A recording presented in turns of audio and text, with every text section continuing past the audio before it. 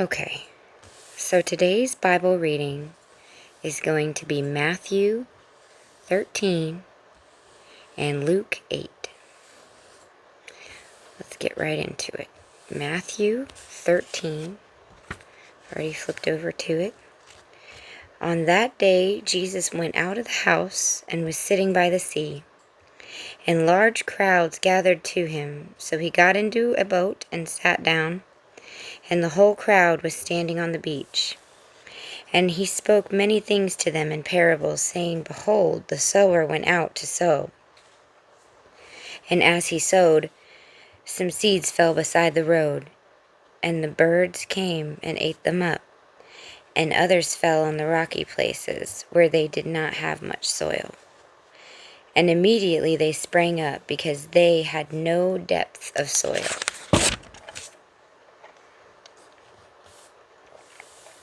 But when the sun had risen, they were scorched, and because they had no root, they withered away. And others fell among the thorns, and the thorns came up and choked them out.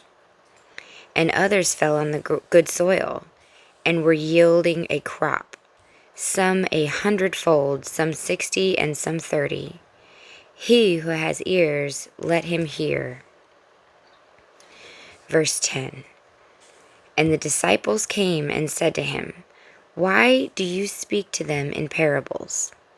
And Jesus answered and said to them, To you it has been given to know the mysteries of the kingdom of heaven, but to them it has not been given. For whomever has, to him more shall be given, and he will have an abundance. But whoever does not have, even what he has shall be taken away from him. Therefore I speak to them in parables, because while seeing they do not see, and while hearing they do not hear, nor do they understand. And in them the prophecy of Isaiah is being fulfilled, which says, You will keep on hearing, but will not understand. You will keep on seeing, but will not perceive.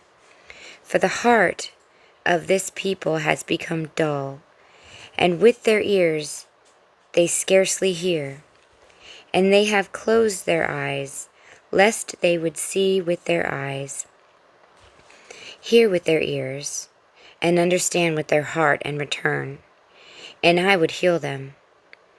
Verse 16, But blessed are your eyes because they see, and your ears because they hear.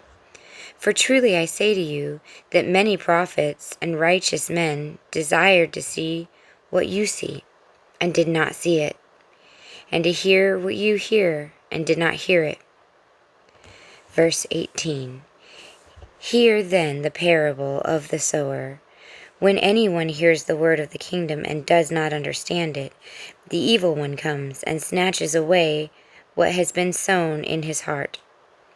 This is the one on whom seed was sown beside the road, and the one on whom seed was sown on the rocky places. This is the man who hears the word and immediately receives it with joy. Yet he has no root in himself, but is only temporary. And when affliction or persecution arises because of the word, immediately he falls away. And the one on whom seed was sown among the thorns, this is the one who hears the word, and the worry of the world and the deceitfulness of wealth choke the word, and it becomes unfruitful. And the one on whom seed was sown on the good soil, this is the man who hears the word and understands it, who indeed bears fruit and brings forth some 100-fold, some 60, and some 30. Verse 24. He presented another parable to them, saying, The kingdom of heaven may be compared to a man who sowed good seeds in his field.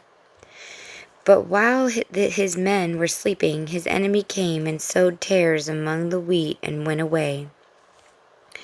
But when the wheat sprouted and bore grain, then the tares became evident also. The slaves of the landowner came and said to him, Sir, do you not sow good seed in your field? How then does it have tares? And he said to them, An enemy has done this. The slaves said to him, Do you want us then to go and gather them up? But he said, No, for while you are gathering up the tares, you may uproot the wheat with them. Allow both to grow together until the harvest. And in the time of the harvest I will say to the reapers, First gather up the tares, and bind them in bundles to burn them up, but gather the wheat into my barn. Verse 31. He presented another parable to them, saying, The kingdom of heaven is like a mustard seed, which a man took and sowed in his field.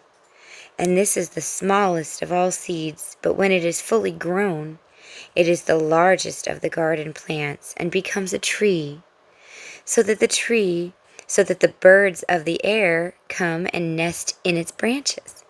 He spoke another parable to them. The kingdom of heaven is like leaven, which a woman took and hid in the 3 sata of flour, until it was all leavened.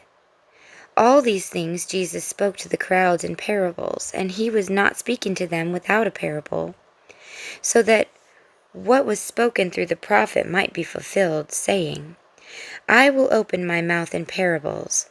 I will utter things hidden since the foundation of the world. Verse 36.